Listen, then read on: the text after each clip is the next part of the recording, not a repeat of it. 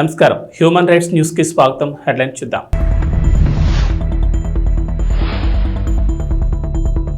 కమనీయంగా జరిగిన 7 వారాల శ్రీ కళ్యాణ వెంకటేశ్వర స్వామి వారి వార్షిక కళ్యాణం.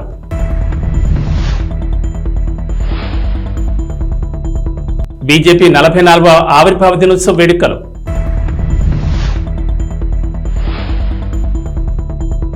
యాడికి మండల కేంద్రంలోని వైసీపీలో నుంచి టీడీపీలోకి చేరికలు. కాకినాడ జిల్లా తునిలోని పెన్షన్ల పంపిణీ ఎన్నికల హీట్ని మరింత పెంచింది. జగన్ తన సొంత లాభాల కోసం వాలంటీర్లను, సచివాలయ సిబ్బందిని వాడుకోవడానికి ఎన్నికల కమిషన్ చెక్ పెట్టింది. ఈ నేపథ్యంలో జగన్ రెడ్డికి భయం మొదలైంది. వెన్నులో వణుకు పుడుతోంది. తన అసమర్థత్వానికి, తన నిరంకుశత్వానికి చంద్రబాబుపై వేలెత్తి చూపిస్తున్నాడు. ఈ రోజున ప్రజలు రోడ్డు మీద నిలబడడానికి చంద్రబాబే కారణమని ఆరోపణలు చేస్తున్నాడు.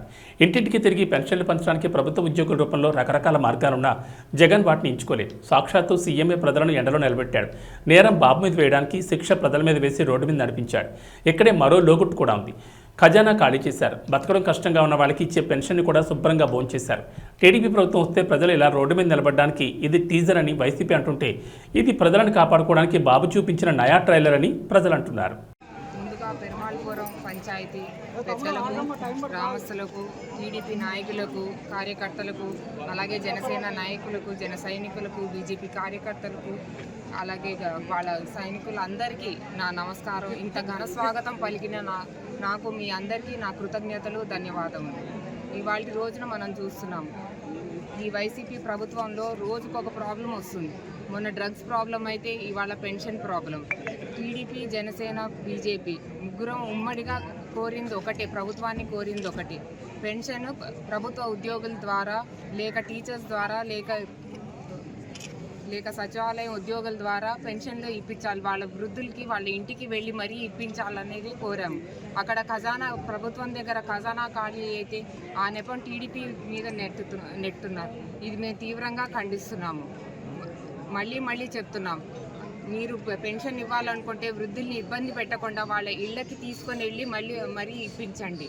జై హింద్, జై తెలుగుదేశం. కాకినాడ జిల్లా తుని ఆర్టీసీ కాంప్లెక్స్ ప్రాంతంలో గల 7 వారాల శ్రీ కళ్యాణ వెంకటేశ్వర స్వామి వారి వార్షిక కళ్యాణం కమనీయంగా జరిగింది. తాళ్లూరు జీఆర్ స్వామి వారి మఠాధిపతులు పొడుగు వెంకట సత్యనారాయణ ప్రసాద్ ఆచార్యుల పర్యవేక్షణలో కళ్యాణం ప్రారంభమైంది. చక్కని వేదికపై స్వామి అమ్మవార్లను వేయించింపచేసి శాస్త్రపరంగా కళ్యాణం నిర్వహించారు. ఆలయ అధ్యక్షులు చేపల అప్పలరాజు దంపతులు స్వామివారికి పెండ్లి వస్త్రాలు సమర్పించగా, ఆలయ కార్యదర్శి కేసనకుర్తి సూర్యప్రకాష్ అమ్మవారికి పట్టు వస్త్రాలు సమర్పించారు. కళ్యాణం అనంతరం వేలాదిగా వచ్చిన భక్తజనులందరికీ ఆలయ కమిటీ అన్నప్రసాద వితరణ చేసింది. లోక కళ్యాణార్థం ప్రజలందరూ బాగుండాలని, పశుపక్షాదులు బాగుండాలని ఈ పంచమ వార్షిక కళ్యాణం ఘనంగా నిర్వహించారు.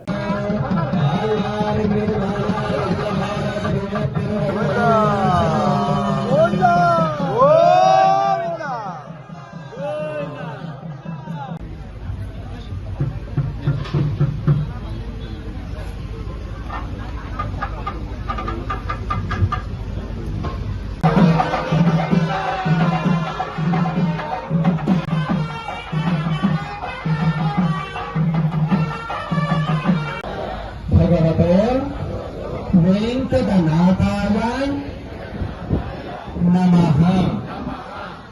అంటే మనుషుల యొక్క వివాహం చేస్తే ఇక్కడంతా ఏం చేస్తాం, అబ్బాయికి అమ్మాయికి మధ్యలో తిరుగుతారు. కానీ ఇక్కడ మాత్రమే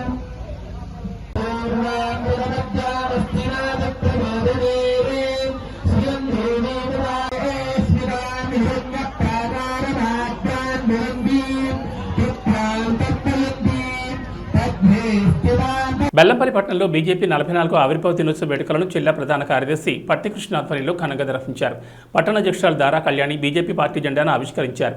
ఈ సందర్భంగా పలువురు మాట్లాడుతూ, దేశంలో నరేంద్ర మోడీ చేసిన అభివృద్ధి సంక్షేమ కార్యక్రమాలకు ఆకర్షితులై చాలా మంది పార్టీలో చేరడం జరిగిందన్నారు. రాబోయే లోక్సభ ఎన్నికల్లో పెద్దపల్లి పార్లమెంట్ అభ్యర్థి గోమాత శ్రీనివాస్ని అత్యధిక మెజార్టీతో గెలిపించుకోవాల్సిన బాధ్యత ప్రతి ఒక్క నాయకులు, కార్యకర్తలపై ఉందన్నారు. లోక్సభ ఎన్నికల్లో 400 పైగా సీట్లు గెలుస్తామని ధీమా వ్యక్తం చేశారు. ఈ కార్యక్రమంలో నాయకులు, కార్యకర్తలు పాల్గొన్నారు.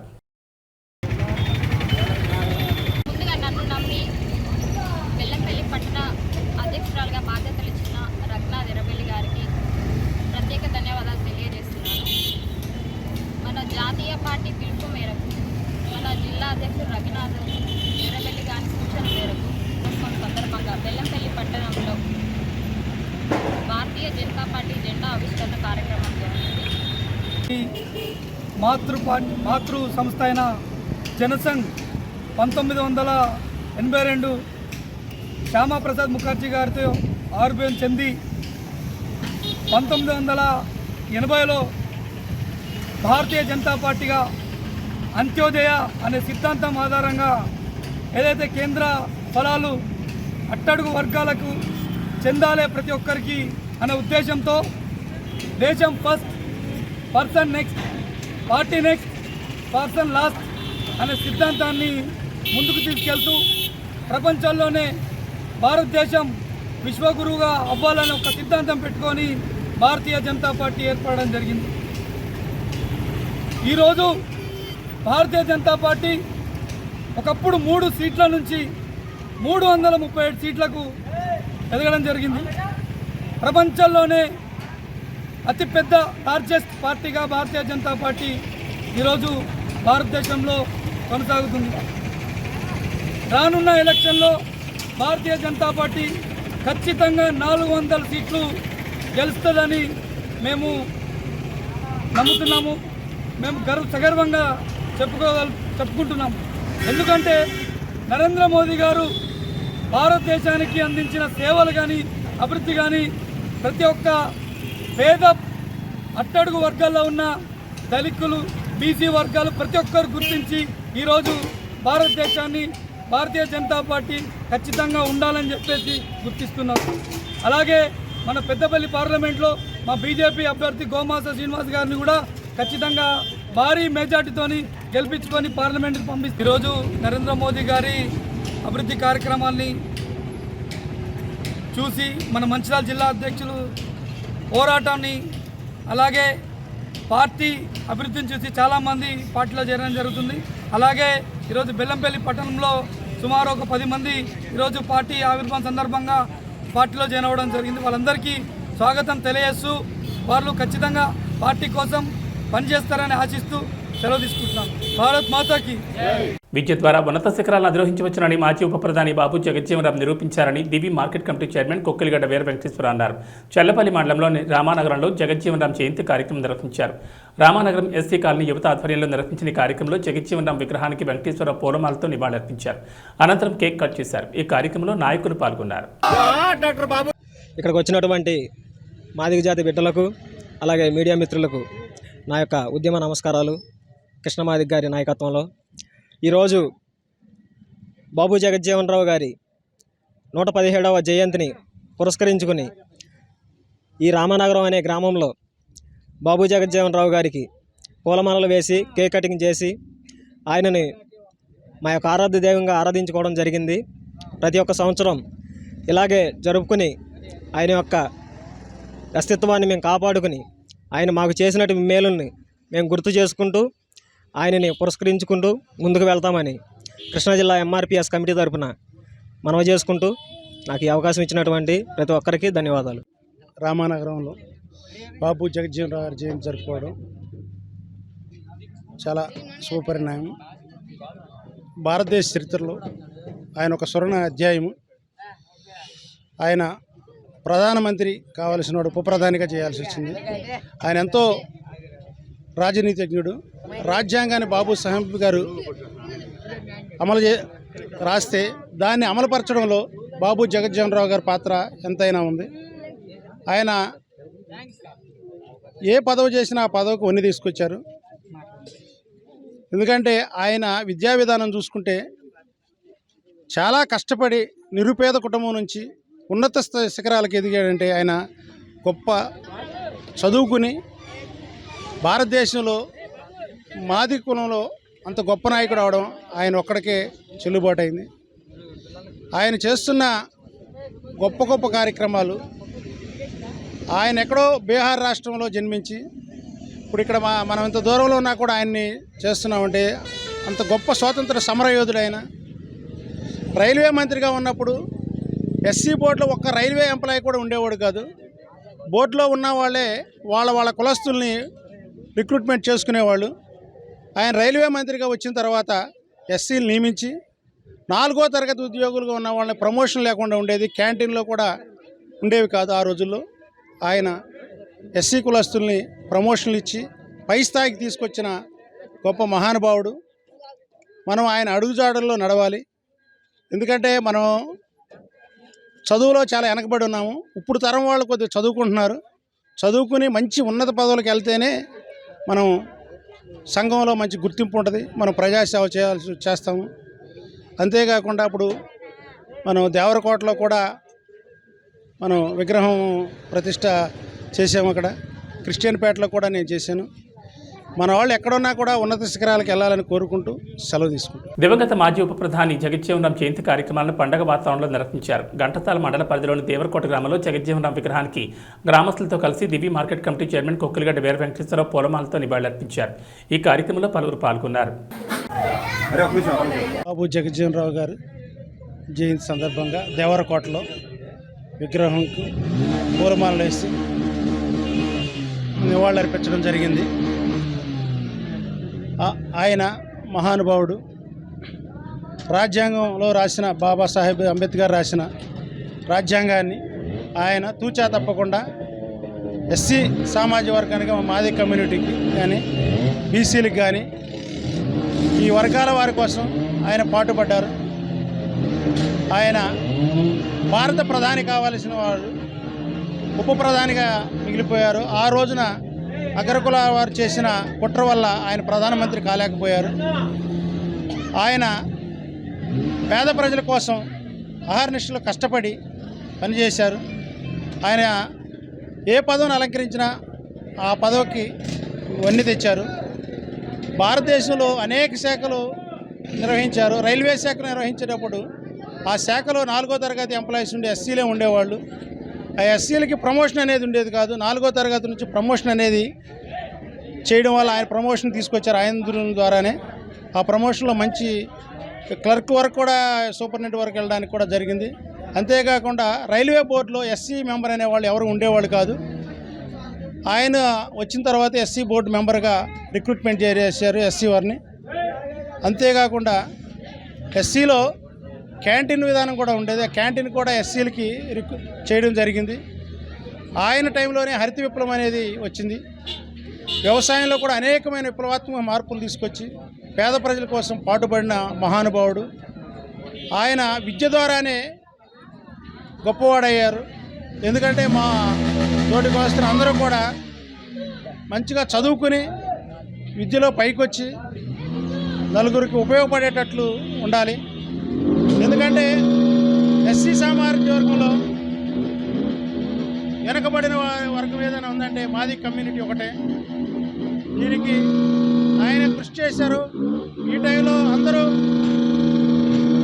బాగుండేది. ఇప్పుడు అందరూ కూడా చదువుకొని మంచి ప్రయోజకులయ్యి ఆయన ఆశయాలకు తోడుగా ఉండాలని కోరుకుంటూ సెలవు తీసుకుంటారు. ముఖ్యమంత్రి జగన్మోహన్ రెడ్డి మళ్లీ అధికారంలోకి రావాలని ప్రజలు కోరుకుంటున్నారని అవనిగడ్డ ఎమ్మెల్యే సింహాద్రి రమేష్ బాబు అన్నారు. మోపిదేవి మండల పరిధిలోని పెద్ద కల్లేపల్లి గ్రామంలో వివిధ పార్టీలకు చెందిన పలువురు రమేష్ బాబు సమక్షంలో వైఎస్ఆర్ కాంగ్రెస్ పార్టీ తీర్థం పుచ్చుకున్నారు. పెద్ద కల్లేపల్లి 1 గ్రామ సచివాలయ కన్వీనర్ అరజా వెంకటచలపతిరావు నివాసం వద్ద మండల పార్టీ కన్వీనర్ గరికపాటి వెంకటేశ్వర ఆధ్వర్యంలో పలు పార్టీలకు చెందిన 20కి పైగా కుటుంబాల పార్టీలు చేరాయి. కండువాలు కప్పి పార్టీలకు ఆహ్వానించారు. ఈ కార్యక్రమంలో పలువురు పాల్గొన్నారు. రామారావు గారు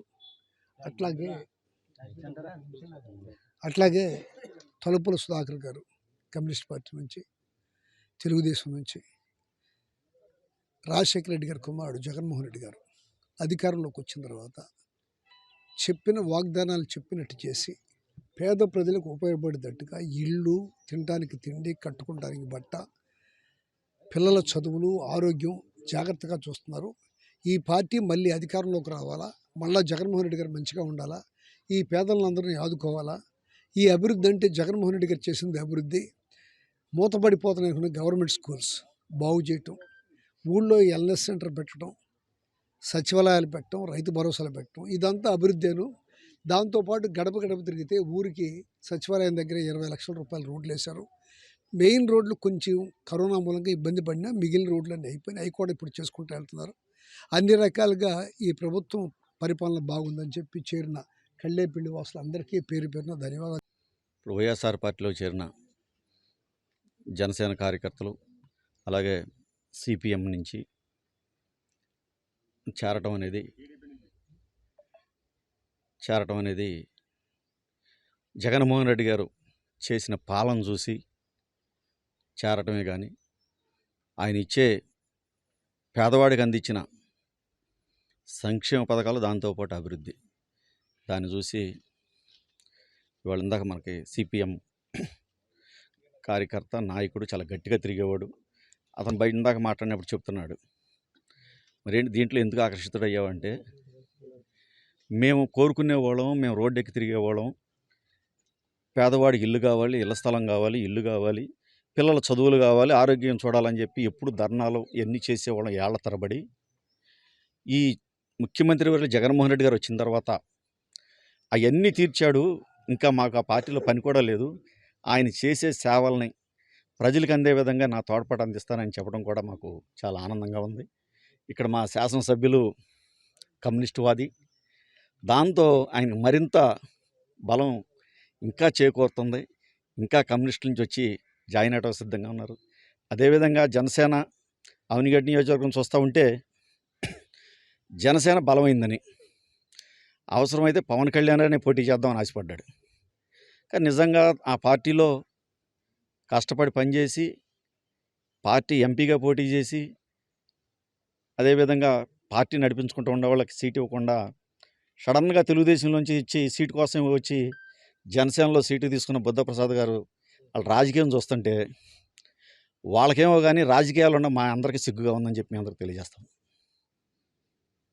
మోపిదేవి మండలం పెద్దకళ్ళేపల్లి గ్రామంలో వైఎస్ జగన్మోహన్ రెడ్డి గారి పాలన చూసి ఇక్కడ ప్రజలు సుమారుగా 20 కుటుంబాలు వచ్చి వైఎస్ఆర్సీపీలో చేరటం, మా సింహాద్రి రమేష్ బాబు గారు కడవకుల నరసింహారావు సమక్షంలో వైఎస్ఆర్సీపీలో చేరి వారు చెప్తున్న విధానాలు చూస్తుంటే జగన్మోహన్ రెడ్డి గారు చెప్తున్నట్టుగా 175 నియోజకవర్గాల్లో వైఎస్ఆర్సీపీ గెలవడం అనేది చాలా చిన్న విషయంగా అనిపిస్తుంది. ఇక్కడ పెద్ద సంఖ్యలో అంటే సిపిఎం నుంచి కానీ టీడీపీ, జనసేన నుంచి అనేక కుటుంబాలు ఇంకా రాదలు రావడానికి మీ వెనక మేము ఉంటామని చెప్పడం చూస్తుంటే ఇక్కడ మా అందరికీ కూడా చాలా ఉత్సాహంగా ఉన్నది. ఇలాంటి పాలనని ఇంకా పెనమడం మేము చూడలేదు. పోరాటాల పట్టిమ చేసిన కమ్యూనిస్టులు చెప్పే విధానాన్ని చూస్తే ఆ రోజున మేము భూమి కోసం, విద్య కోసం, వైద్యం కోసం ఎన్నో పోరాటాలు చేసాం. అలాంటివన్నీ జగన్మోహన్ రెడ్డి గారు ఈ రోజున ఆయన అధికారంలోకి వచ్చి అడగకుండానే చేస్తున్నాడు. అలాంటి ఆయన పాలనలో ఉండడానికి ఇష్టపడుతున్నామని చెప్పి ఈ పార్టీలో చేరడం మా అందరికీ చాలా సంతోషకరంగా ఉంది. ఎందుకంటే సిపిఎం పార్టీ ఒకటి దాని ఉనికిని కోల్పోతున్న పరిస్థితి ఉంది. మా నియోజకవర్గంలో గతంలో ఎమ్మెల్యే గారు ఉన్నప్పుడు, రామయ్య గారు ఉన్నప్పుడు బాగా ఊపు మీద చేశాం. ఆ తర్వాత మమ్మల్ని నడిపించే నాయకుడు లేడు, మేము నడిచేందుకు సిద్ధంగానూ లేవు. ఇంకోటి ఏంటంటే జనసేనతో పొత్తు పెట్టుకున్నారంటే జనసేన బీజేపీతో, తెలుగుదేశంతో టై అప్ అయింది. అలాగే ఇటు పక్కన మా వాళ్ళు ఏం చేశారు, సిపిఎం కలిసి కాంగ్రెస్తో టై అప్ అయ్యారు. మాకు తప్పనిసరి పరిస్థితుల్లో ఓటేయాలంటే జనసేన ఒక్కటే కనపడుతున్నటువంటి పరిస్థితి ఉంది. ఈరోజు అది గెలుస్తుంది ఖచ్చితంగా. రాష్ట్రంలో మళ్ళీ అధికారంలో వచ్చేది వైఎస్ఆర్సీపీఏ. చాలా కాన్ఫిడెన్స్గా మేము చెప్తున్నాం. అదే ఈరోజు అందుకే వైఎస్ఆర్సీపీలో రమేష్ గారి సమక్షంలో, నరసింహారావు గారి సమక్షంలో చేరటం అనేది జరిగింది. ఈ రోజుకి నాకు పార్టీ సభ్యత్వం ఉంది. నన్ను సస్పెండ్ చేయొచ్చు కూడా రేపొద్దున. ఎందుకనంటే నేను పార్టీ సభ్యుడిగా ఉన్నవాళ్ళు చాలా విలువ, పార్టీ సభ్యత్వానికి చాలా విలువ ఉంది. పార్టీ సభ్యత్వంలో నేను ఆపేయమని చెప్పాను, డిసెంబర్కి ఆపేయమన్నా కూడా వాళ్ళు ఆపకుండా కంటిన్యూ చేశారు, నువ్వు ఉండాలి అని చెప్పి. అయినప్పటికీ నేను ఉండలేనని చెప్పి ఇప్పుడు వైఎస్ఆర్సీపీలో చేరుతూ ఈ నిర్ణయానికి నేను రావడం జరిగింది. రమేష్ గారికి, నరసింహారావు గారికి, ఇక్కడికి వచ్చిన కార్యకర్తలకి అందరికీ నేను హృదయపూర్వక ధన్యవాదాలు తెలియజేస్తూ, ప్రసిద్ధ పుణ్యక్షేత్రమైన మంత్రాలయం శ్రీ రాఘవేంద్ర స్వామి వారి మఠ ఆవరణలో పీఠాధిపతులు శ్రీ సుబుధేంద్ర తీర్థుల ఆశీస్సులతో భక్తులు ఇబ్బంది పడకుండా ఉండడానికి ఏకాదశి సందర్భంగా పలహారాలను తయారు చేశారు.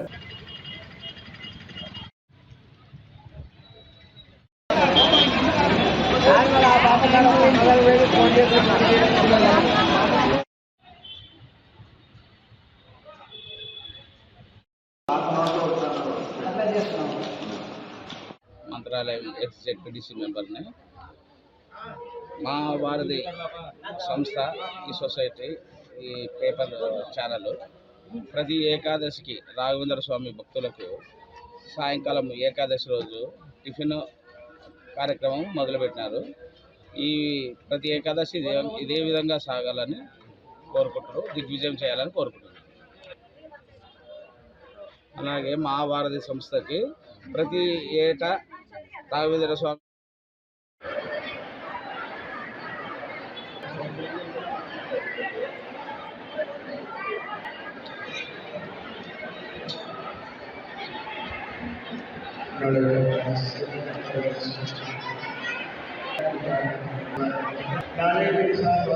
ప్రకాశం జిల్లా ఎర్రగొండపాలెంలోని జామియా మసీదు వద్ద రంజాన్ మాసం సందర్భంగా నమాజ్ అనంతరం ఎర్రగొండపాలెం నియోజకవర్గ టీడీపీ కూటమి ఎమ్మెల్యే గూడూరి ఎరిక్షన్ బాబు టీడీపీ సీనియర్ నాయకులు కరచాలనం చేశారు. ఈ కార్యక్రమంలో టీడీపీ, జనసేన, బీజేపీ నాయకులు, కార్యకర్తలు పాల్గొన్నారు.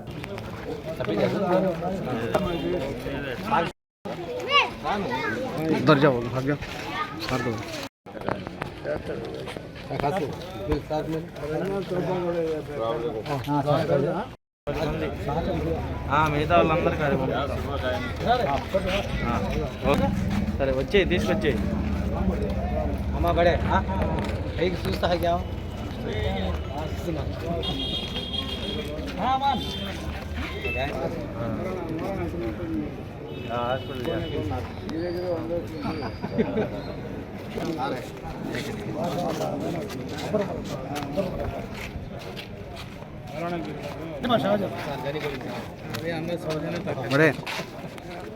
ఫిరోజీ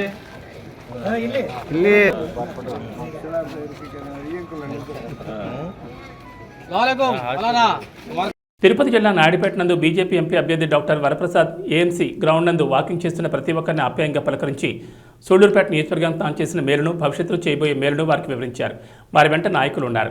ఈ సందర్భంగా మాట్లాడుతూ, నేను తిరుపతి పార్లమెంట్ ఎంపీగా ఉన్నప్పుడు మన సూళ్లూరుపేట నియోజకవర్గానికి అనేక మంచి కార్యక్రమాలు చేశానని, అది మీ అందరికీ తెలుసని, భవిష్యత్తులో మీకు సేవ చేయడానికి నేను తిరిగి బీజేపీ తరఫున తిరుపతి పార్లమెంట్ నుంచి పోటీ చేస్తున్నానని అన్నారు. అదేవిధంగా సూళ్లూరుపేట నియోజకవర్గ తెలుగుదేశం పార్టీ నుంచి ఎమ్మెల్యే అభ్యర్థిగా డాక్టర్ నెలవల విజయశ్రీని మీరందరూ అత్యధిక మెజార్టీతో గెలిపించి ఆశీర్వదించాలని కోరారు.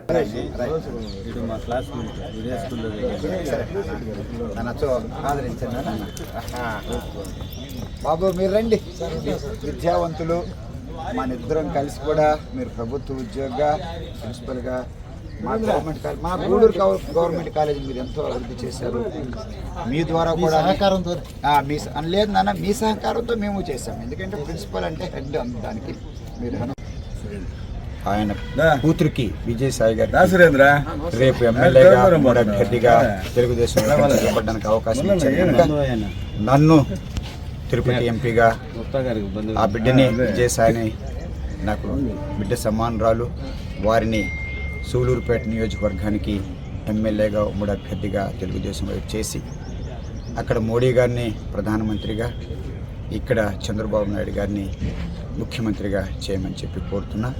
ఒకవేళ తెలియని పొరపాట్లు ఏమైనా చేసి ఉండుంటే, ఒకవేళ తెలుగుదేశంలో ఉన్నప్పుడు నేను అనకూడదు ఆ మాట, అనుకుని ఉంటే ప్రజలు నేను కోరుతున్నా. వారు చాలా అనుభవంతులు.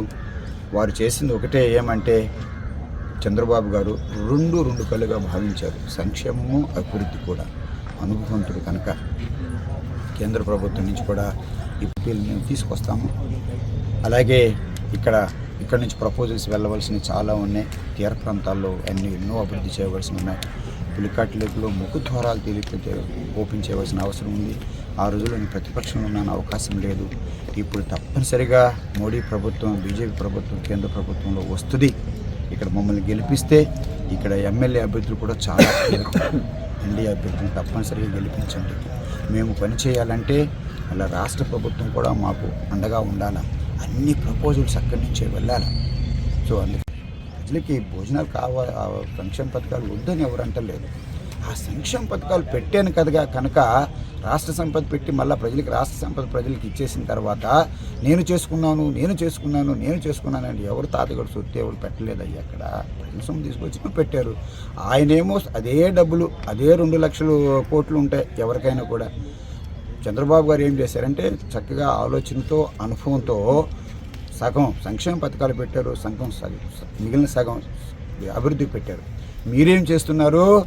బీసీలు, ఎస్సీలని ఒక ఓట్ బ్యాంక్ లాగా తయారు చేయడానికి అని చెప్పేసి అలా అని చెప్పి తెలియజేస్తున్నాను. ఆదరించండి, ఎన్డీఏ ఉమ్మడి అభ్యర్థుల్ని ఆదరించమని చెప్పి. ఇవి బులెటిన్ విశేషాలు. నమస్కారం.